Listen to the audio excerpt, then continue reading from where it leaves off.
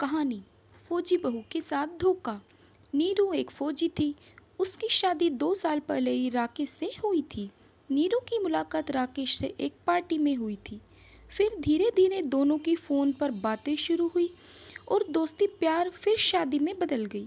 नीरू फौज में थी तो अक्सर बॉर्डर पर ही तैनात रहती थी, इसलिए वो छुट्टियों में ही अपने घर रहने आती थी। पर पिछले 1 साल से वो अपने ससुराल नहीं जा पाई थी, सिर्फ अपने मायके में ही रहने आ जाती थी। राकेश, अरे नीरू, मैं तो खुद तुमसे मिलने के लिए बेताब हो रहा हूँ, पर क्या करूँ, माँ के साथ मौसी जी के घर जाना जरूरी है। सास, हेलो नीरू बेटा, कैसी हो। नीरू, मैं ठीक हूँ माँ जी, बस छुट्टियाँ हो गई, सोच रही थी इस बार आपके साथ रहूँगी।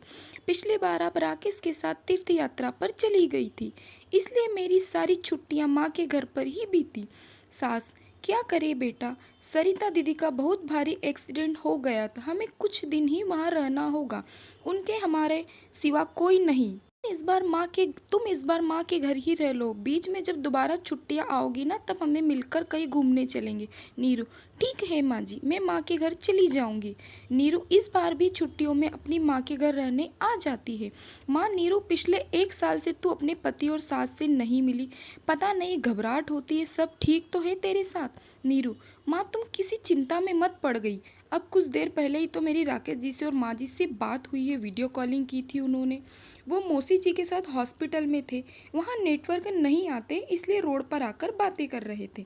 माँ, भगवान करे सब ठीक ही हो। नीरू, माँ क्या बात, आजकल दिखाई नहीं दे, उसके घर के बाहर भी ताला लगा हुआ है। माँ, कोई कह रहा था कि रूपा ने दिल्ली में किसी बड़े रईस से शादी कर ली है और उसके माता पिता भी यहाँ नहीं रहते, वो भी रूपा के साथ दिल्ली में रहते हैं।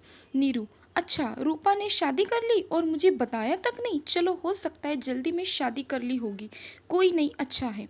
नीरू, माँ मैं सोच रही थी तुम और मैं बाजार चलते हैं, कुछ जरूरी सामान खरीद कर लाना है। नीरू अपनी माँ के साथ बाजार चली जाती है।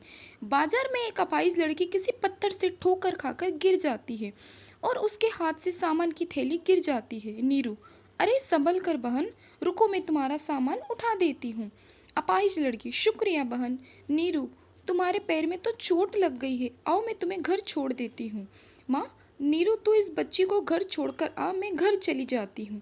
नीरू, ठीक है माँ। अपाहिज लड़की, आज के ज़माने में इतने भले लोग कहाँ मिलते हैं जो किसी की मदद करे। नीरू, मैं एक फौजी हूँ, इसलिए मदद करना तो मेरा पहला धर्म है। अपाहिज लड़की, अच्छा तो आप फौजी हो, आपका क्या नाम है। नीरू, मेरा नाम नीरू है, और तुम्हारा। अपाहिज लड़की, मेरा नाम रेखा है, मेरा घर आ गया, अब मैं आपको अपनी माँ से मिलवाती हूँ। नीरू को अपनी माँ से मिलवाती है, वो भी नीरू से बहुत खुश होती है। रेखा की माँ बहुत ही भले लोग हैं, माँ और बेटा दोनों में पसंद किया। लड़का तो इतना शरीफ है कि पूछो मत, और रेखा हमारी इकलौती औलाद है, इसके पापा और मैं चाहते हैं कि इसकी शादी धूमधाम से करें। हमारे पास भी पैसों की कोई कमी नहीं है, हमारे बाद सब कुछ रेखा का ही है। नीरू, सचमुच बहुत नेक दिल है वो लोग, फिर मैं तुम्हारे होने वाले पति की फ़ोटो देखना चाहूँगी। रेखा, यहाँ रुको, मैं अपनी सगाई की एल्बम लेकर आती हूँ। रेखा, अपनी सगाई की एल्बम लेकर आती है। रेखा, ये मेरे पति अशोक जी और ये मेरी सास नीरू। राकेश तुम्हारा होने वाला पति, ये कैसे हो सकता है, ये अशोक नहीं, मेरा पति राकेश है।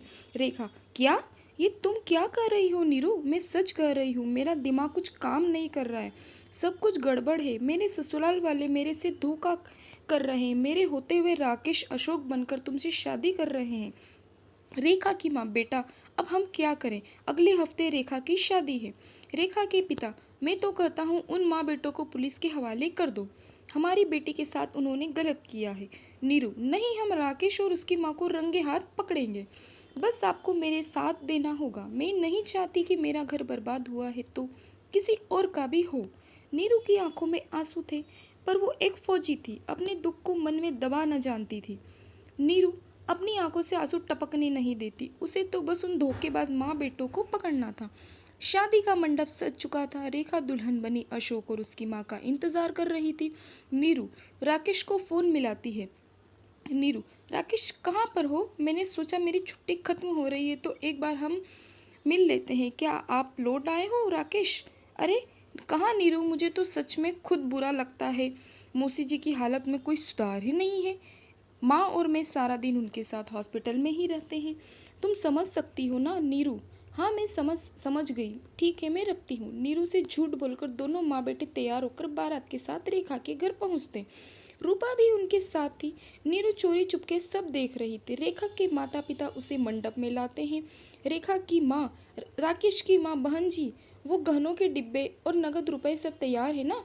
नीरू कमरे से बाहर आ जाती है। नीरू, गहने तो नहीं, हथकड़ी तुम सबके लिए तैयार है। राकेश की माँ, नीरू, तू तू तुम।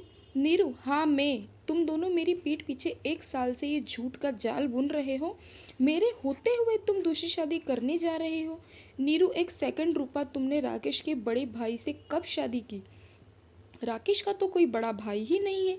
रूपा, नीरू, राकेश मेरे पति है। हमने 1 साल पहले ही शादी की है। नीरू, इतना बड़ा धोखा। इतने में पुलिस आ जाती है। पुलिस?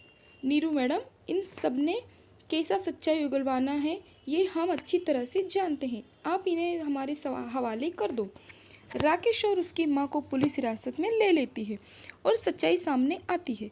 राकेश, नीरू तुम बॉर्डर पर रहती थी। रूपा घर आया जाया करती थी, इसलिए रूपा और मेरे बीच रिश्ते बन गए और हमने शादी कर ली। पर हमें अमीर बनना था, इसलिए हमने रेखा को फंसाया ताकि उसे मारकर हम उसकी सारी जायदाद लेकर यहाँ से फरार हो जाएंगे। पर हमें नहीं पता था कि तुम्हारी मुलाकात हमसे होगी और हम पकड़े जाएंगे। नीरू रूपा को कस के जोरदार चाटा लगाती है। उसकी अपनी सहेली ने ही उसके साथ धोखा किया था। पुलिस राकेश, उसकी माँ और रूपा को धोखाधड़ी करने के इल्ज़ाम में सजा सुनाती है। नीरू एक फौजी थी। उसने जुल्म सहना नहीं सीखा था। वो तो जुल्म के खिलाफ लड़ना जानती थी और उसने वही किया। उसने धोखेबाज को सजा दिलवा दी। उसके कारण रेखा की जिंदगी बर्बाद होने से बच गई।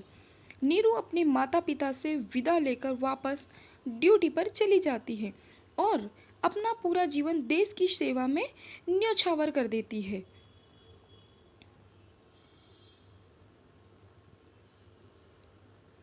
दोस्तों, आपको ये कहानी कैसी लगी? अगर ये कहानी अच्छी लगी है तो आप कमेंट बॉक्स में ज़रूर से बताइएगा और चैनल को सब्सक्राइब करना ना भूलें। धन्यवाद।